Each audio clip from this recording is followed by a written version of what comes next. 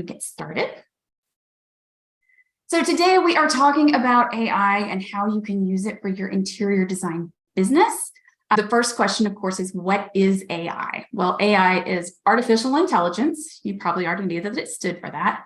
It's just part of computer science. It deals with creating systems, basically, that can reason, learn, and act on their own.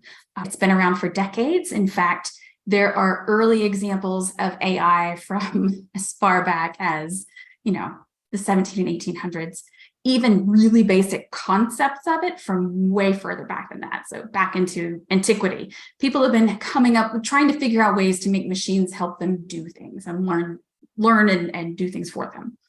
So it's been around for forever, but it's just recently gotten to the point where it is powerful enough to be used in some real world applications, and recently being the last couple of decade or two.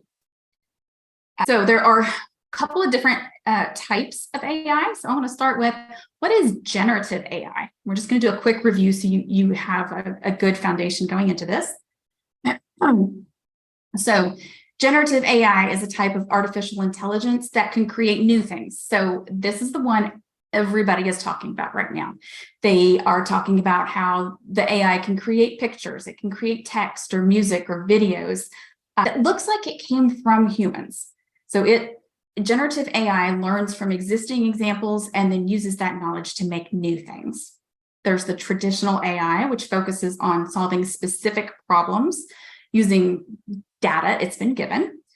So it's going to be something that it has a very specific objective. It's very well defined, but generative AI tries to be creative. A good way to remember the differences there. And then traditional AI is going to give you specific outputs, very detailed outputs based on what it's already been given. Generative AI, again, creative, unstructured, it creates things. So just making sure I'm not missing a creepy image with the robot. I know, right? I kind of love it though. I am going to be going through the chat as we go, so feel free to keep putting stuff in there. So there's more information on AI and the types of learning if you're really curious and want to know the different types specifically of traditional versus the generative. And I'm happy to answer any questions at the end, but just know that those are the two big types. So speaking of which, before we dive in, let's chat for just a minute. So there are a couple of housekeeping things. So, I always say, I'm not going to look at the chat or the QA until the end. Guess what? This is a little bit different from the other webinars I've done. I want it to be more interactive and more of an open conversation. So I'm going to keep the chat open the entire time, and I'll keep looking down at it in between slides as we go. So definitely keep putting your thoughts in as we go along. And then the other thing is, I will answer questions put in the QA box because it's easy to find them.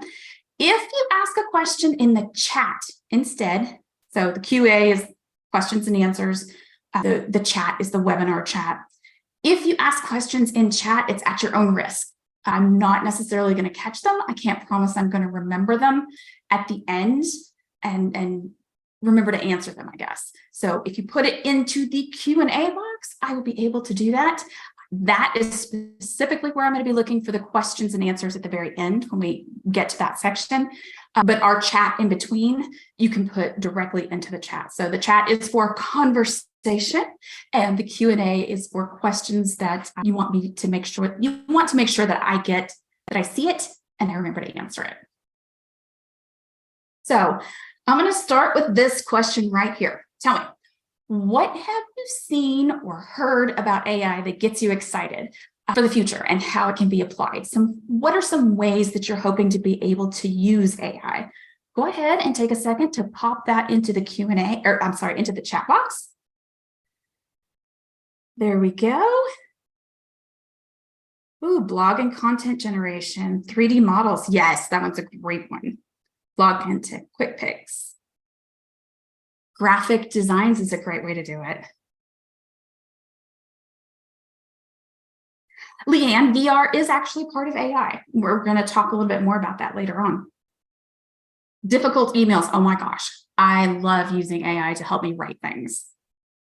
Otherwise, I'm going to fret over it for forever. If I can get it to get the basics started for me, so nice. Seamless backgrounds for rendering, that's a great one. Building lists to help create content. Send the emails, all good. Okay, so now that we've done that, let's talk about what hesitations do you have? And I see a couple of them already popping in there. What are you worried about? No matter who we are or how excited we are about the possibilities of AI, I know that we all have some things that just make us a little hesitant about the possibilities. So, Skynet, that's a good one. Yep. Not knowing what is real versus AI is a great one. Worrying that it's being concerned that AI will be smarter than we are, security breaches, people using it for negative purposes, clients to choose AI instead of your designs, plagiarism, all great concerns.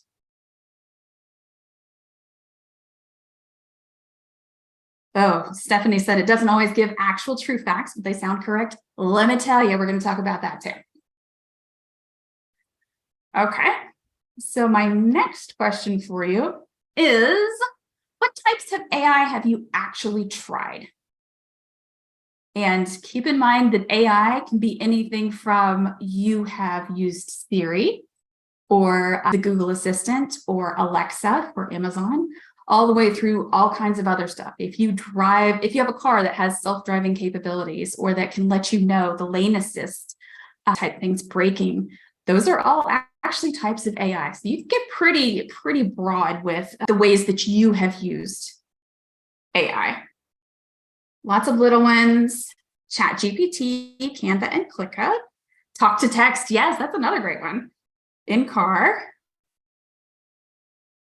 In video, let's see, stuff for grammar, yep. Some complete novices, that's okay. I would be willing to bet, though, that everybody who is here today has actually used AI in some capacity. You may not realize it, but it's been around for a long time, and it really has been something that people, So here's some great ones. Visualizer, Jasper, ChatGPT, Grammarly, Canva, Tailwind. Those are all great ones. Bing Chat, Siri, Grammarly, RYTR, having a little bit of a brain malfunction. The paperclip guy in Microsoft from so long ago. Yep, that was a form of AI. Bard, Alexa. So we've got some great answers here. So we have a nice broad grouping here of people who have used just the tiniest bits all the way through some people who it sounds like are really excited about it. So now that we've had that discussion, let's go ahead and dive in.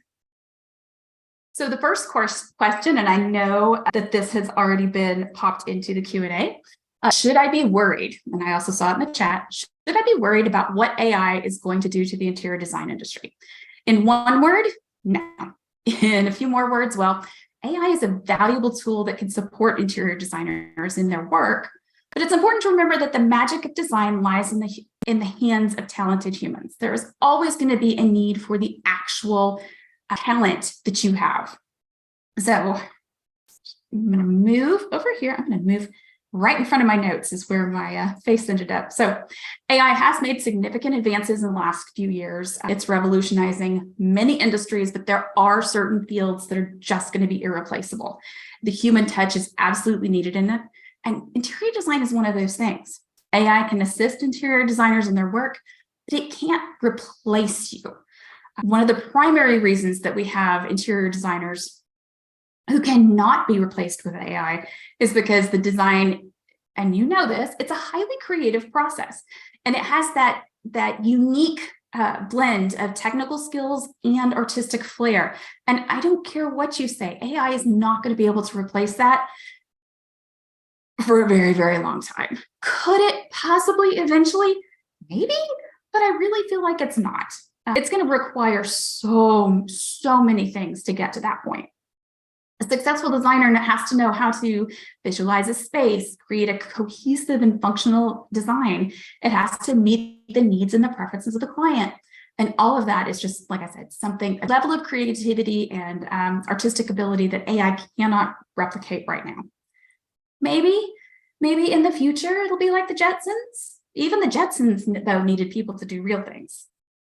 So in addition to creativity, interior designers also have to be able to understand and connect with their clients on a personal level. And that is one thing that AI is never going to be able to do.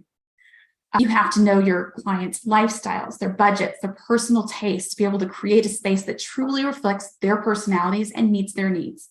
You have to have those really strong communication skills and the ability to form personal connections. Again, something that AI just can't do. And there are examples of AI trying to be the personal connection and failing all over the place right now. Designers have to be able to navigate the complexity of the design process. So it's not just the design that we're coming up with, it's also being able to work with the contractors. AI can't do that. Manage the budget, meet deadlines. There's just that level of organization and project management skills that AI is not going to be able to do. And then, of course, interior designers adapt to changing trends and styles and materials, new things come up. Latest design techniques, and we have to know how to apply them in a way that is both functional and aesthetically pleasing. So that's a level of flexibility and adaptability that AI is just not going to get anytime soon. So before we go on to the next slide, I'm going to pop up here, just check to see what other things have been parts of the conversation. Let's see. Worrying about people relying too much on AI in writing, which can hamper their in-person communication skills. I can see why that would be a concern. I absolutely can. For me, though, it's one of those things.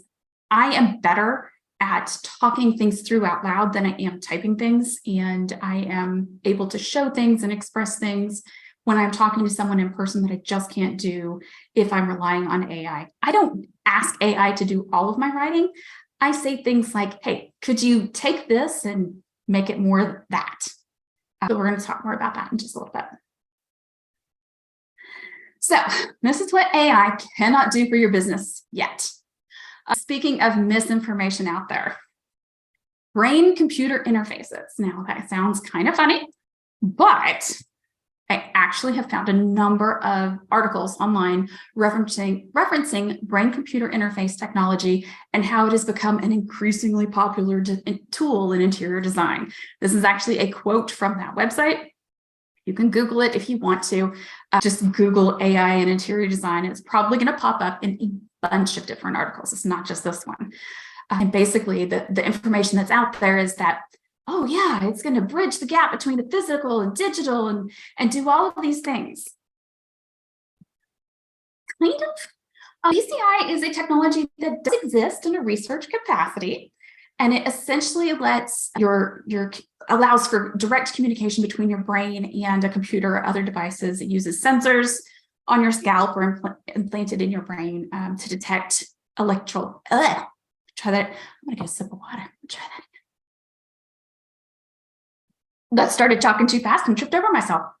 Okay, so it uses those sensors that are placed on your scalp or in your brain to detect brain electrical activity. There we go. I don't know why that was a tongue teaser. Right now, of course, researchers, and you've probably seen this in the news over the last couple of decades. I remember seeing early attempts at this when I was a child back in the 80s, early 80s. So for now, researchers are focused on the potential to enhance the quality of life for people who have physical disabilities and neurological disorders.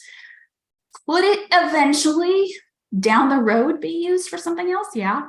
The goal, of course, is to create a more sophisticated and efficient interface that can be used for all kinds of different things, from medical rehabilitation to gaming and entertainment.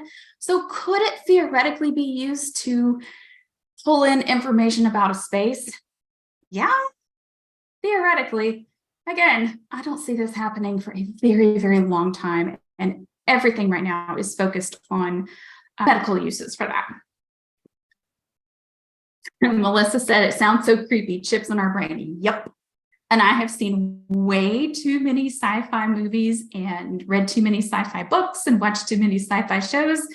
I cannot picture myself getting a chip in my brain anytime soon or at all. So Maybe I might change my mind down the road, but I really don't think so. Absolutely agree.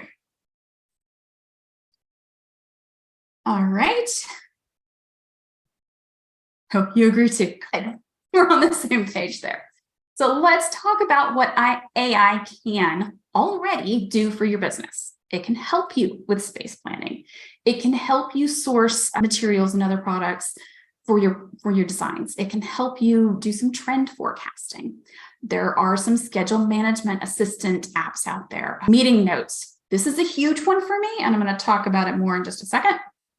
Writing assistants. I think we've already talked about that a little bit. Realistic renderings, and of course, augmented reality and virtual reality, which have already come up. So for the space planning, you can think of like LiDAR, and I'll show you a little bit more in that in a second, can help figure out the interior dimensions. There are other measuring assistance apps out there. Hover is one that I have discovered in the course of all of this that can be used for exteriors currently, but they already have help articles about doing it for interiors. So that's one of those things that is on its way. It's just not there yet. So that's where you take pictures. I should probably explain how that works. So you take pictures. I did this with the exterior of my house. Took pictures all the way around. It's like 8 pictures. That's all. And it drew my house in 3D. Did a 3D model. I was doing it to test to see what different siding I might want and different roof colors and things like that. You can use it for all other kinds of things. They also have it for like contractors. So roofers who want to get a good idea of the basic dimensions of the roof, that kind of thing. But it's coming to interiors. So you take pictures of elements in your room and it's going to go ahead and create a plan from that. It is amazing, isn't it? The one I just mentioned is called Hover, like a hovercraft or a helicopter hovers. It's not, like I said, it's not available yet, but it is coming soon, supposedly. All right. Let's see.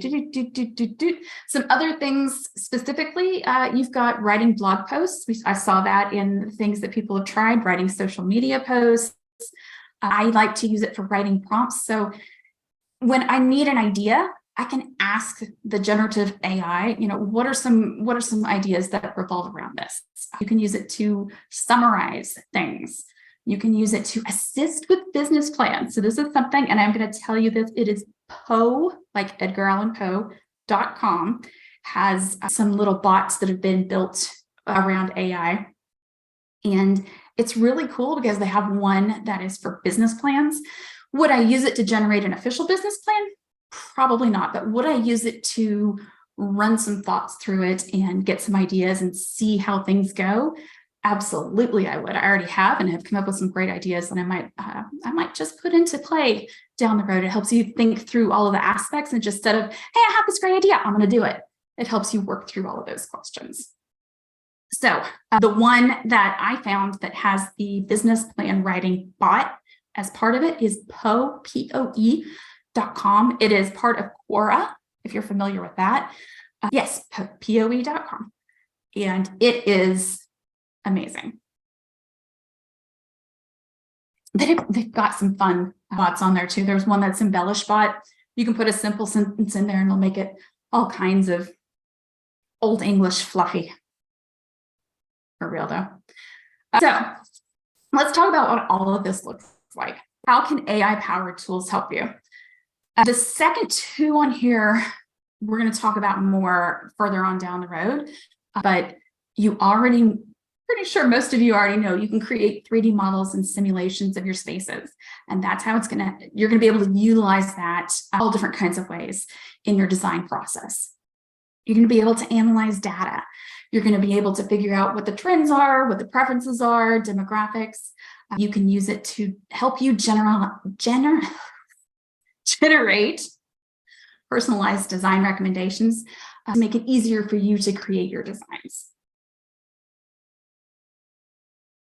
So I know I've seen a couple of bits of questions in here about a list of all of the tools. So Hover and Poe are two that I do not have listed here, but From here on in, pretty much everything that we talk about is going to have a QR code. So that's this guy right here.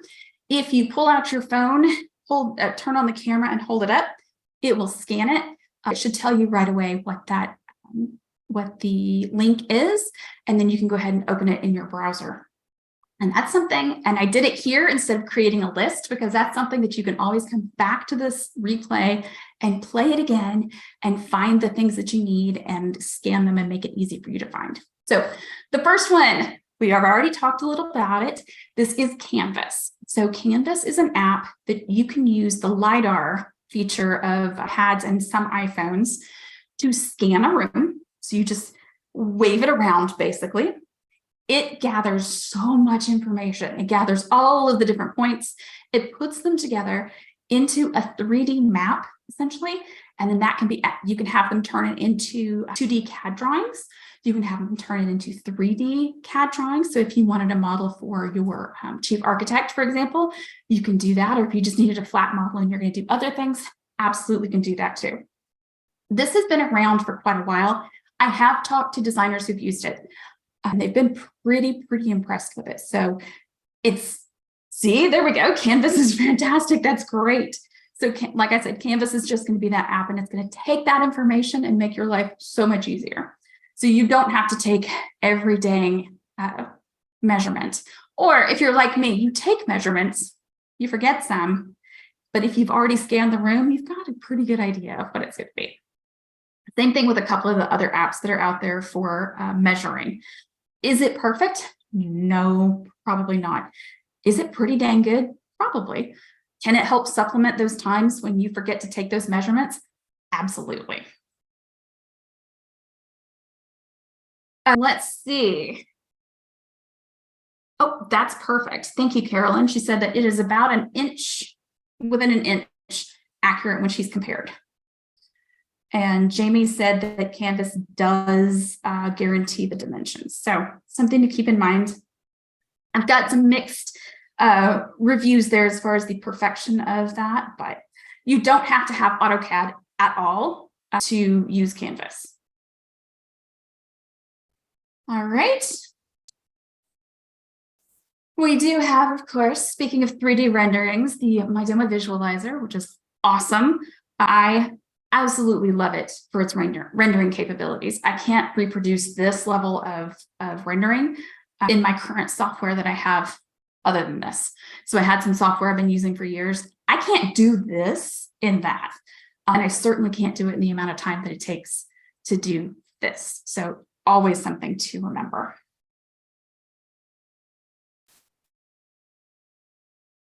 All right. Next up, let's talk about automating. So you want to be able to use AI, or AI can now help you with streamlining your operations. It can help you automate your tasks to free up your time so that you can focus on what you do best, which is designing.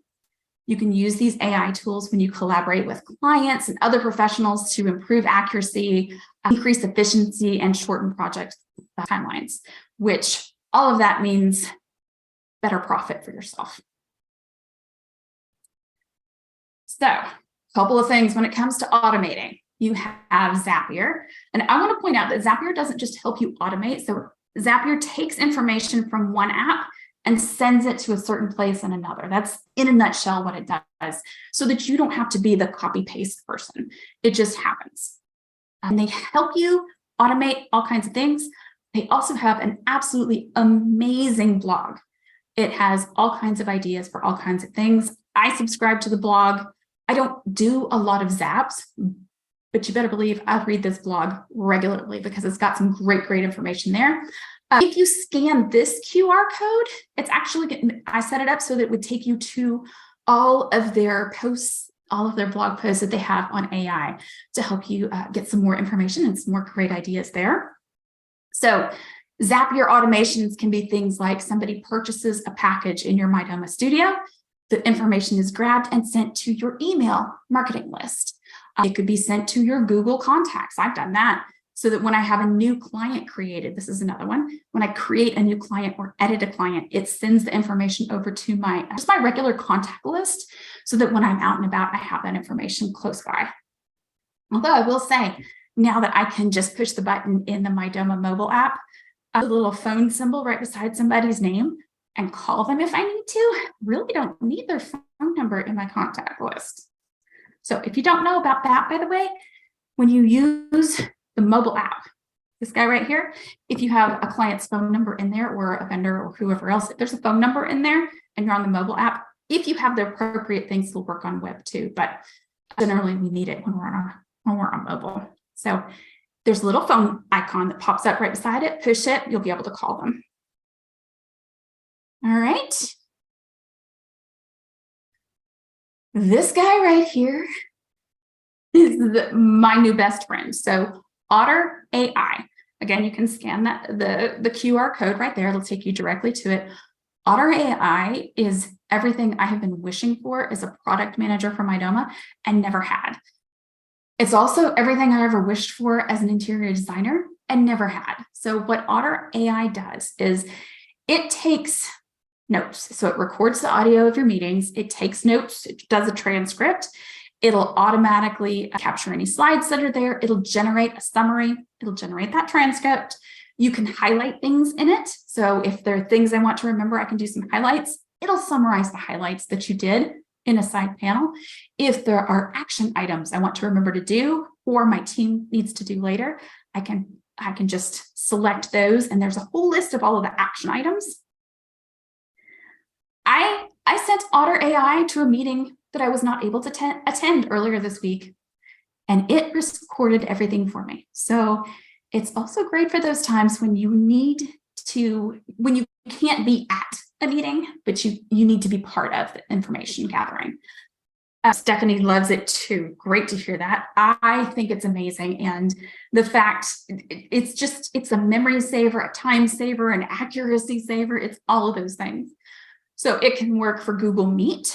It can work for Zoom.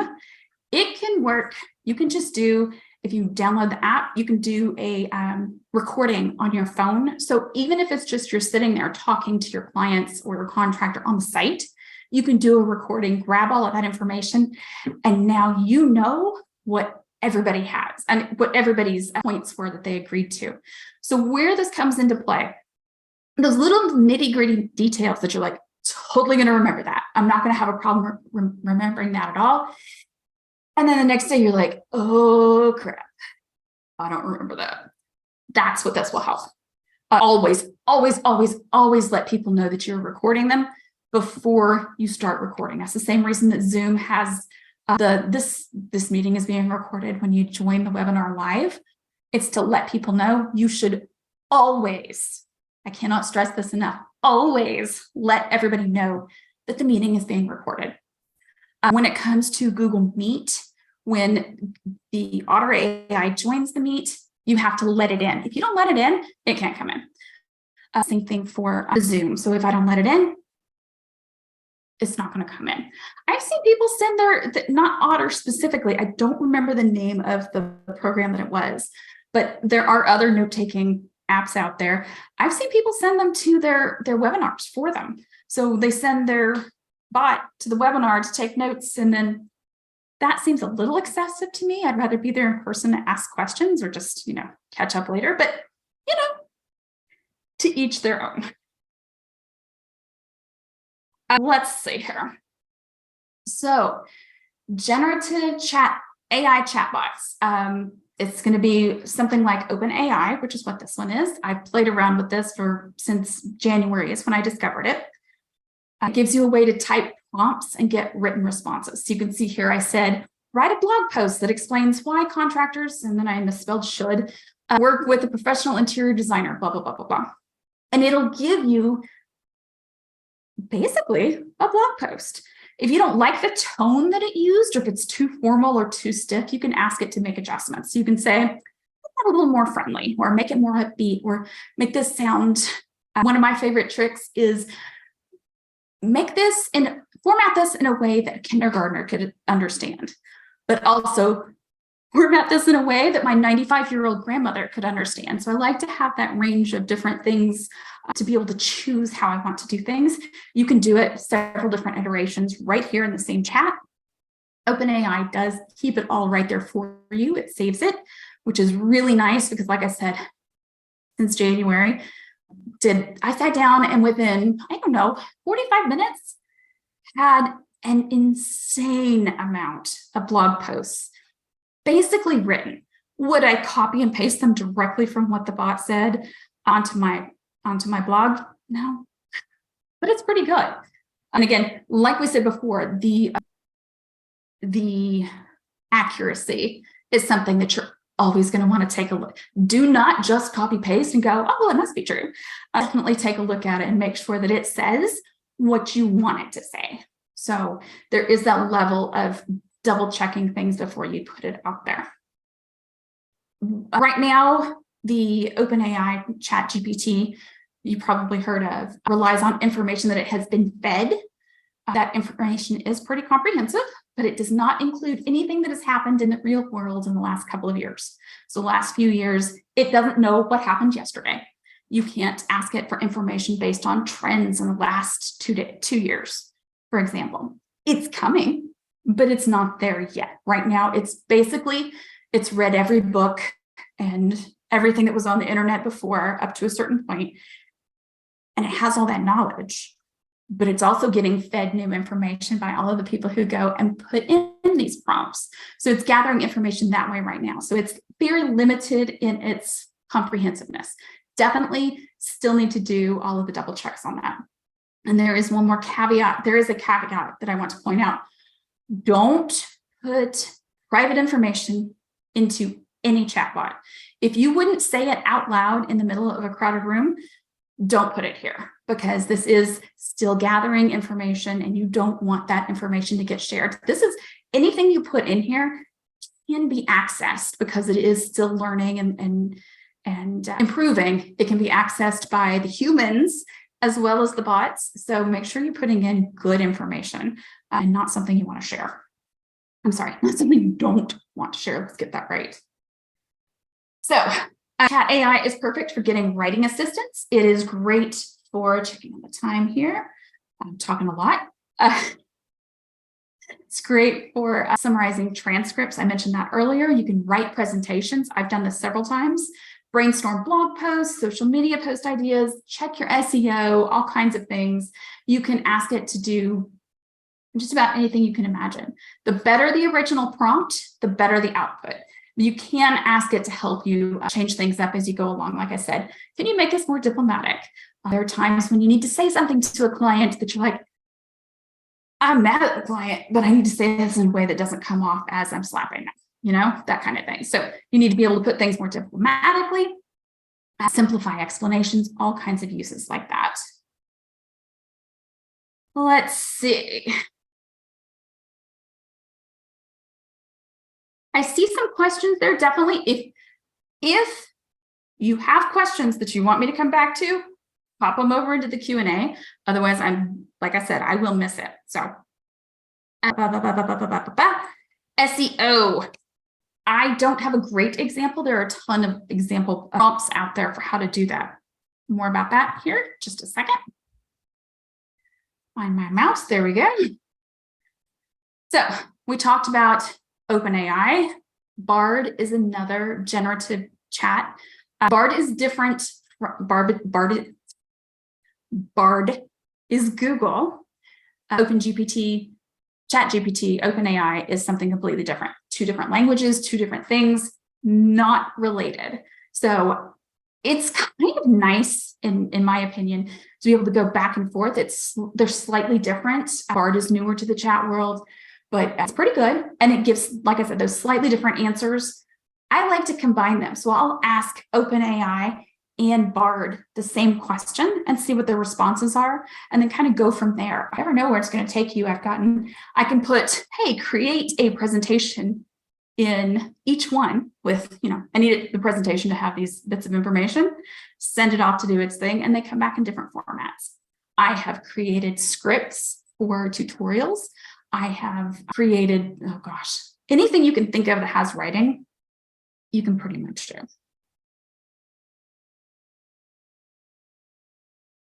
All right, copy.ai. So copy.ai, I have not actually used copy.ai very much. very basic. They have some great templates to get you started, but they also have prompts. So templates meaning prompts. So they give ideas of prompts, free ones right there on their site, but they also have a newsletter you can sign up for that gives you new prompts all the time.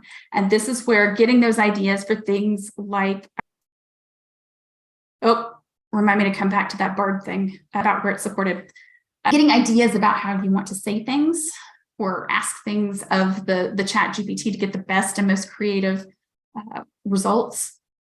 This guy right here, copy.ai, gosh, they all have AI in their name. Copy.ai gives you some great prompts, and it's really going to help you find those things that you want to do.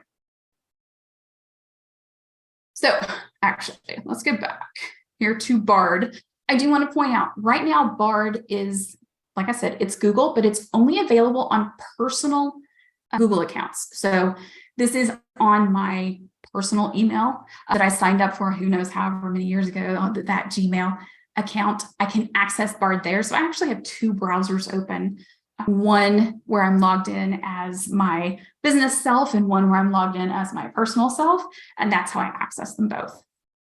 So, and it looks like Kimberly said that BARD is not supported in Canada yet.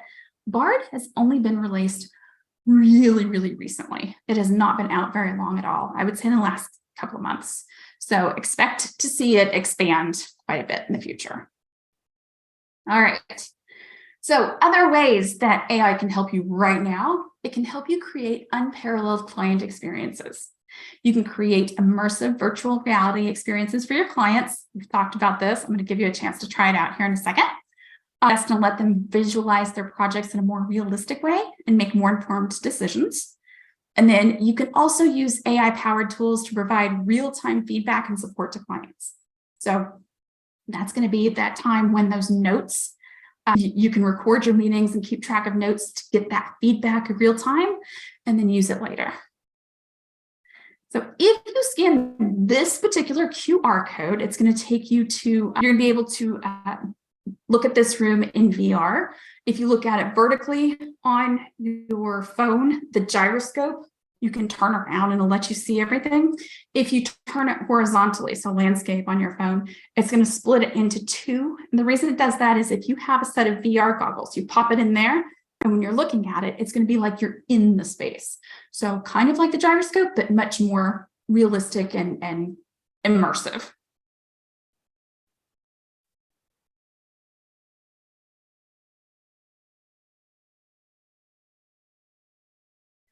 You can use it to enhance your space planning skills. So again, the renderings in VR, all of those other tools, you're going to be able to get more creative and strategic with your layouts. You're going to be able to identify wasted spaces, create more efficient traffic flows, optimize adjacencies, identify the best placement for your walls, fixtures, furnitures, your lighting, storage solutions. We all know that weird spaces happen. It just happens. You can have the most perfect plan. It gets built and you go, oh, that's a weird space. Well, the beauty here is that with great renderings in VR, you're going to be able to move through a space and catch those weird things before your design gets implemented. And even if you miss it, you're going to be able to come back in and maybe visualize it and see ways to get around that weird space down the road. So here again, just when you have a 3D rendering, you can see where the traffic flow is going to be. Ooh, went too far. Maximizing your product selections. So you can use AI-powered tools. You can use AI-powered tools to assist in the sourcing process and have it think about things like cost, durability, sustainability. I know this is a shocker, but you can also use the VR and the renderings to help you visualize how different products are going to work together. And this, I don't care if you are building a home from scratch, if you are remodeling, if it is just furniture and decor, all of these work for what you need. They can help you with your product selections and your space planning and your everything else. So this is Bing Chat. Bing Chat is available in Internet Edge.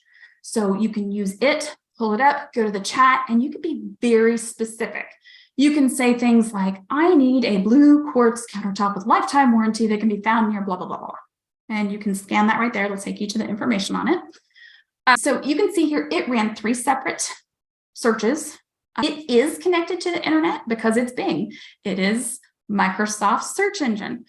The difference is it doesn't combine the things it finds in the internet as well with, it doesn't generate creative responses with that information nearly as well. But it's perfect for things like this, where it's going to think through the searches a little bit more in detail. And then, this is the best part, it gives you links to those websites. So you can click on them. You can ask more questions, which you can see down here at the bottom. It lets you ask more questions. But, and this is a different one that I did, but when you click on one of those links, it's going to take you to the website. It just kind of split screens it for you. So you can still see your answers on one side, but also the information about that product right there. And had I not done this particular search, I would never have come across these table bases. They're really cool. They've got some great ones there. I don't know anything else about them, but looking through the ones that this particular vendor had on Etsy, it's kind of neat. And yes, this is Bing. So Google Lens. I know people have strong feelings about Google Lens. We love it for ourselves, hate it for the clients and would-be clients.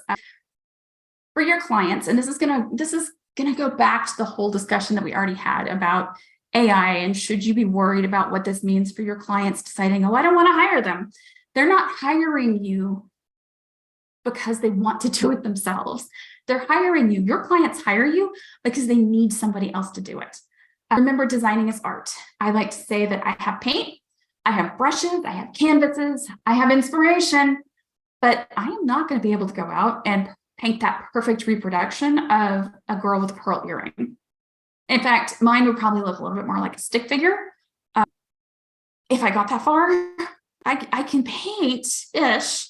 I'm not that talented. I can't do famous art. You know what? Your clients are the same way. They can have good taste and like things. They're not going to take it and do everything and have it work as well as it does for you. Somewhere along the line, things will break down for them. And honestly, the people who were going to search and nickel and dime every little bit, probably not the people that you want for your ideal clients anyway. Honestly, I've been back and I have done all kinds of thinking and research and talked to all different kinds of people over the years.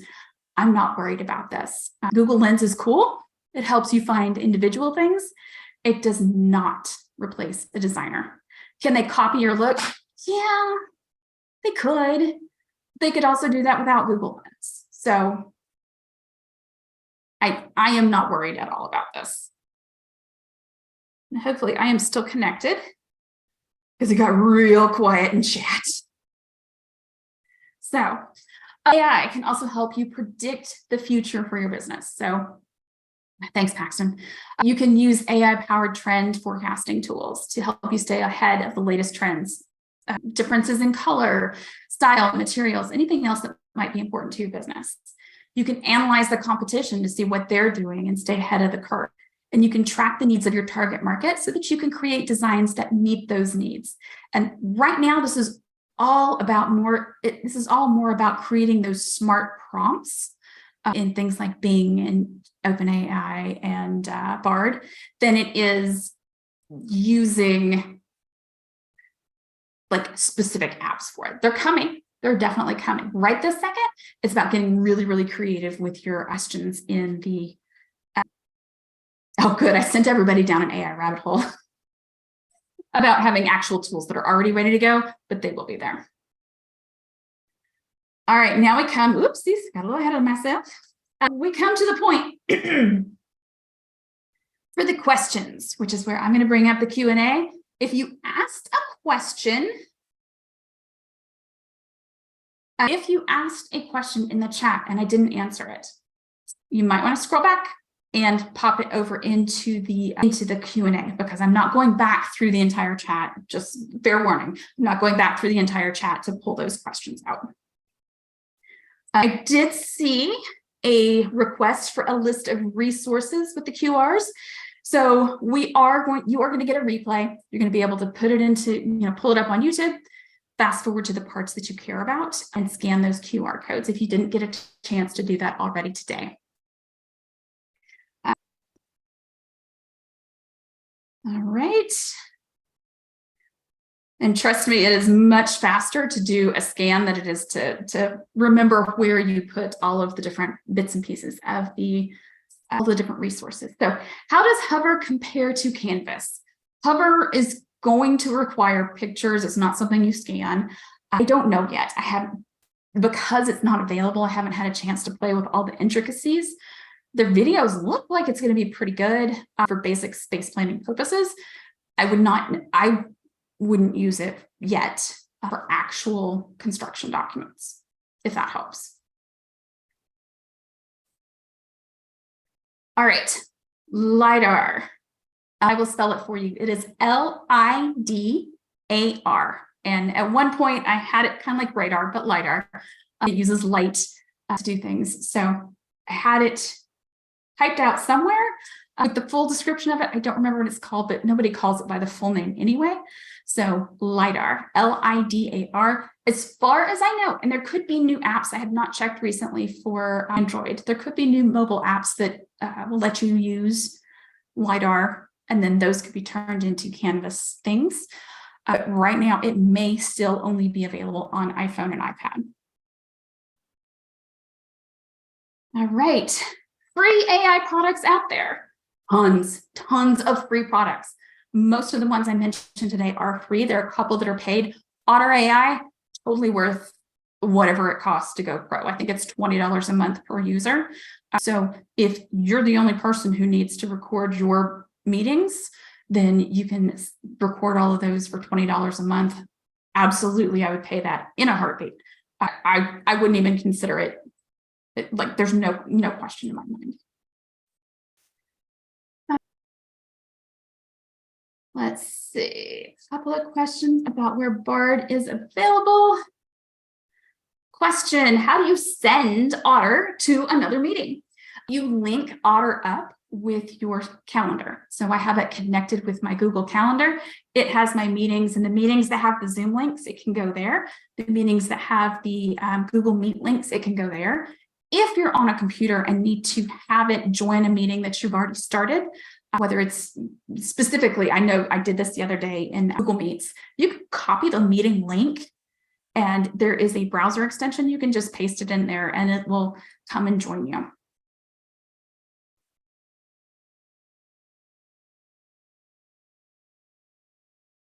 Oh, this is a great question about blog posts. So if I ask AI to write a blog post about interior design trends and another designer asks the same, is there a possibility of us posting the same information and each claiming it as our own, potentially looking like we plagiarized? Do I claim this as my own? So one of the great things about AI is I have never seen it give the same answer twice. This is where those additional prompts and reviewing, don't copy paste. Put it in your own words. Tell it what type of tone to put on things, because you can do that. You can say, make it more upbeat. If you're more, so I tend to write very dry and very serious when I'm doing blog posts. And because I like to do a lot of research, I get a little overly complicated. I actually use the Google or the AI to take mine the other way and make it a little bit more friendly and simplified and clear. So I highly recommend, yes, you can both start in the same place. You may not end up in the same place. Feel free to change things around to make it more your own, add pictures, that sort of thing. Technically, because you're working with the AI to develop this, as long as you don't just copy paste it, there really isn't any problem with saying, hey, this is, with not saying, hey, this is AI, because you've put your spin on it. You've done a lot of the work. It's like, you remember in the old days, those of you who have been around long enough for the old days, if you had to research a project, you would go to the library, you would look in the art catalog or use the Dewey Decimal System to figure out where you needed to go. You would gather the information, you would go through all the books, you would photocopy the pages that you needed the most, you'd go home, you'd take that information and you'd write something with it. Now, of course, you can just Google stuff, so it's much easier. It's kind of the same concept. Either way, You've got that information and you're pulling it and you're moving forward. Sorry, my internet connection beeped, so I thought I'd check that real quick. So yeah, as long as you're not literally copying it, there's no way it's going to be the same thing.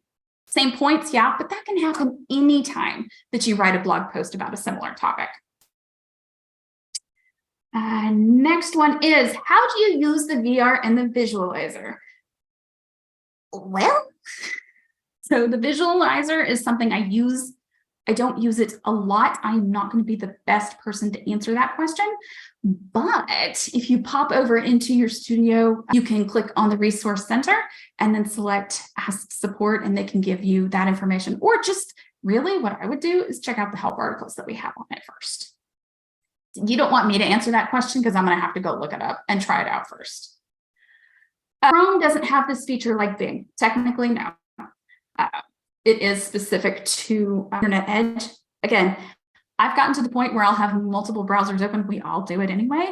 So I've got it where I also have two monitors, so that helps. But I'll have multiple things. If I'm researching something, I don't keep it open all the time. If I'm researching something, I don't have a problem going specifically to Edge to check in, to check Bing. Now, there are new things coming out every day, new integrations, which is where Zapier is going to come in some ways, where you can combine things. So even if you don't have Bing on your Google because they're competitors, you could still get the same effect using other tools together. What is an example of an AI-powered trend forecasting tool? Okay, AI.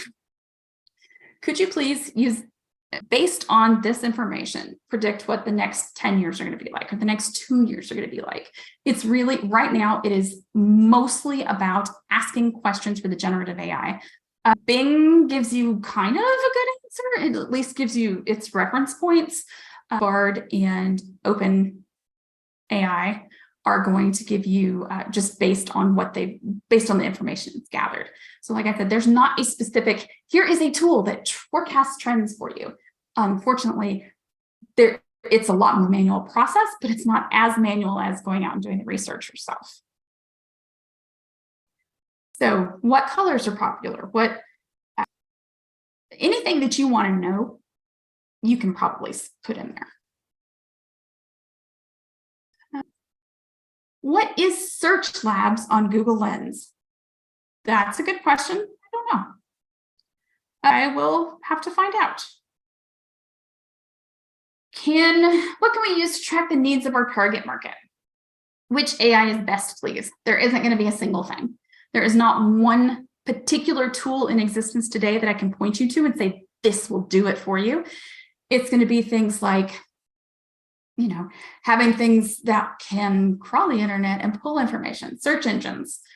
Bing can be a little bit more helpful now, catching those, the things that get repeated. You can also say things, put in information like, my ideal client is X. I want them to whatever their characteristics are that you've already researched. Give me some ideas for where to find information about them and what their needs would be. So that would be the first step that I would take, and then you can move on. That's going to be times when, like the business plan generator that I mentioned that's on Poe.com. It's great for helping you think through the ideas as far as where you can find your target market, what their needs are going to be, where you can social media find them, that sort of thing.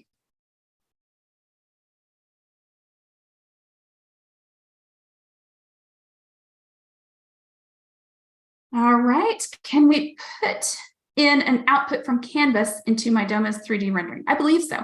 I believe you can import a DWG drawing. Canvas, you can get a 2D DWG drawing. So there's no reason you shouldn't be able to do that. I have not tried that yet, but I would imagine you'd be able to.